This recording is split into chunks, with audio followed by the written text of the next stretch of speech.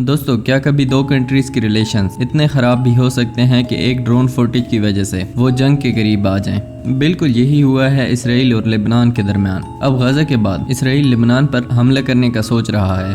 दोस्तों, इसराइल अब हिजबुल्लाह पर फुल स्केल वार डिक्लेयर करने वाला है, जिसने चंद दिन पहले नॉर्दर्न इसराइल की ड्रोन फुटेज रिलीज की थी। पर सवाल ये है कि इसराइल जंग के बारे में सोच क्यों रहा है, और आखिर इस ड्रोन फुटेज में ऐसा भी क्या था जिसने इसराइल को ये सोचने पर मजबूर कर दिया। दोस्तों, इस ड्रोन फुटेज में इसराइल की हाइफा पोर्ट सिटी और इसराइल की एक इम्पोर्टेंट नेवल बेस की फुटेज भी शामिल थी। फुटेज में इसराइल के वारशिप्स भी साफ देखे जा सकते हैं। इस ड्रोन ने इसराइल के राफेल डिफेंस सिस्टम, आयरन डोम, डेविड स्लिंग, रेडार्स और रॉकेट डिपोज की वीडियोस भी ली। अब ड्रोन फुटेज के बारे में तो मैंने आपको बता दिया। अब जानते हैं कि हाइफा इसराइल के लिए इतना इम्पोर्टेंट क्यों है। दोस्तों, हाइफा इसराइल का तीसरा बड़ा शहर है, जो कि लेबनान के बॉर्डर से सिर्फ 27 किलोमीटर दूर है। हाइफा पोर्ट हर साल 3 करोड़ टन कार्गो हैंडल करती है। इसराइल की मोस्ट एडवांस कंटेनर टर्मिनल भी हाइफा में है। साथ साथ केमिकल्स की स्टोरेज और ट्रांसपोर्टेशन भी इसराइल में सिर्फ इसी पोर्ट से की जा सकती है। हाइफा पोर्ट इसराइल के साथ इंडिया के लिए भी काफी इम्पोर्टेंट है। हाइफा पोर्ट को इंडिया के अडानी ग्रुप और इसराइल के गडोड ग्रुप साथ मिलकर रन करते हैं।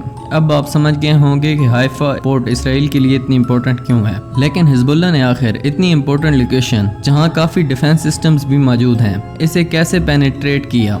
दोस्तों, हिजबुल्लाह कोई छोटा मोटा मिलिटेंट ऑर्गेनाइजेशन नहीं है, बल्कि एक अच्छा खासा बड़ा पैरामिलिट्री ग्रुप है, जिसमें लाखों की तादाद में फाइटर्स भी मौजूद हैं।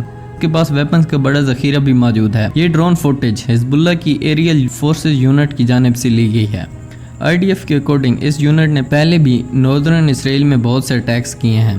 दोस्तों, हिजबुल्लाह का ये यूनिट इतना शातिर है कि इसने ड्रोन्स को इसराइल के रडार से बचाने के लिए लो फ्लाई करवाया। इसी वजह से इसराइल, जो अपने एयर डिफेंस सिस्टम्स पर करोड़ों खर्च करता है, इसे डिटेक्ट नहीं कर पाया। इस फुटेज के बाद इसराइल के फॉरेन मिनिस्टर ने लेबनान पर हमले करने की धमकी दी और कहा कि वो हिजबुल्लाह को तबाह कर देंगे। जिसके बाद इसराइल के टॉप जनरल का कहना था कि लेबनान वार का बैटल प्लान तैयार कर लिया गया है, जिसे अप्रूवल भी मिल गई है। इसराइल हिजबुल्लाह से जंग के लिए नॉर्दर्न इसराइल में बंकर्स बना रहा है। इन बंकर्स में 80,000 फूड बॉक्सेस, अम्युनिशन सप्लाईज और बेड्स रखे जाएंगे। जब से गजा की जंग शुरू हुई है, तब से हिजबुल्लाह और हमास ने इसराइल पर 19,000 से ज्यादा रॉकेट्स फायर किए हैं। जून के महीने में जब हिजबुल्लाह का एक senior commander Israeli air strike में मारा गया, तो रिटेलिएशन में हिजबुल्लाह ने इसराइल पर एक साथ 200 रॉकेट्स दाग दिए। आल्दो ज्यादातर रॉकेट्स इसराइल ने इंटरसेप्ट कर लिए, मगर चंद एक नॉर्दर्न इसराइल में इस हमले के बाद इसराइल ने जवाबी हमला किया और लेबनान में मौजूद हिजबुल्लाह के रॉकेट लॉन्च साइट्स को निशाना बनाया।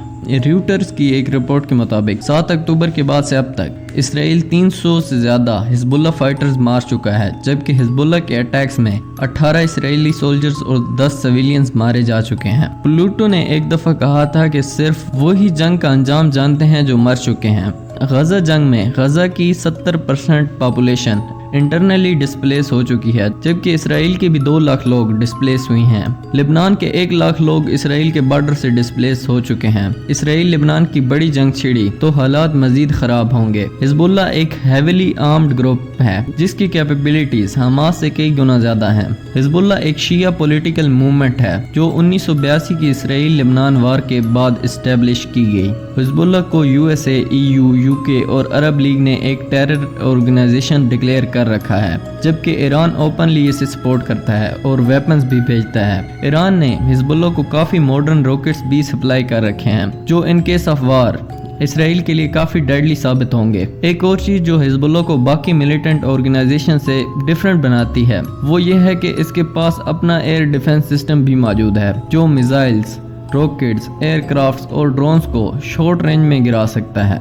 अगर हिजबुल्लाह की फाइटिंग एक्सपीरियंस को देखें तो 2006 इसराइल लेबनान वार के बाद उन्होंने सीरियन सिविल वार में भी पार्ट लिया है। माना जाता है कि हमास की तरह हिजबुल्लाह ने भी एक टनल नेटवर्क बना रखा है। एक्सपर्ट्स के मुताबिक ये टनल नेटवर्क हमास की टनल से कई ज्यादा सोफिस्टिकेटेड है। हिजबुल्लाह के पास एक और बड़ा एडवांटेज है उसकी जियोग्राफी। दोस्तों, गजा बाकी दुनिया से आइसोलेटेड है, जिस वजह से सप्लाईज गजा नहीं भेजी जा सकती, लेकिन हिजबुल्लाह के केस में ईरान के पास ग्राउंड और एयर रूट्स मौजूद हैं जिनसे वो हिजबुल्लाह को सप्लाईज भेज सकता है। इसराइल हिजबुल्लाह जंग के इम्पैक्ट सिर्फ इन 2 कंट्रीज में नहीं होगा मगर पूरा रीजन आग में जल जाएगा। हिजबुल्लाह इसराइल के साथ साइप्रस पर भी अटैक कर सकता है जिसकी धमकी हिजबुल्लाह के टॉप लीडर्स ने दी है।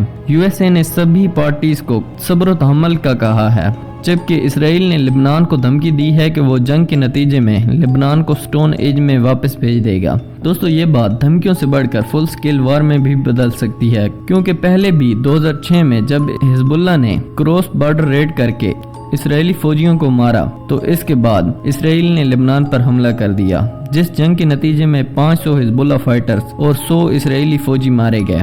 हसन नसरुल्लाह ने बाद में स्टेटमेंट भी दी कि अगर उन्हें पता होता कि इस अटैक से जंग छिड़ जाएगी तो वो इस अटैक की परमिशन ही ना देते। दूसरी तरफ इस जंग के लिए इंटरनेशनली इसराइल को काफी कंडेम्ड भी किया गया, क्योंकि उस जंग में भी इसराइल ने सिविलियंस बिलखसूस बच्चों को निशाना बनाया था, जैसा कि वो आजकल गजा के बच्चों के साथ कर रहा है।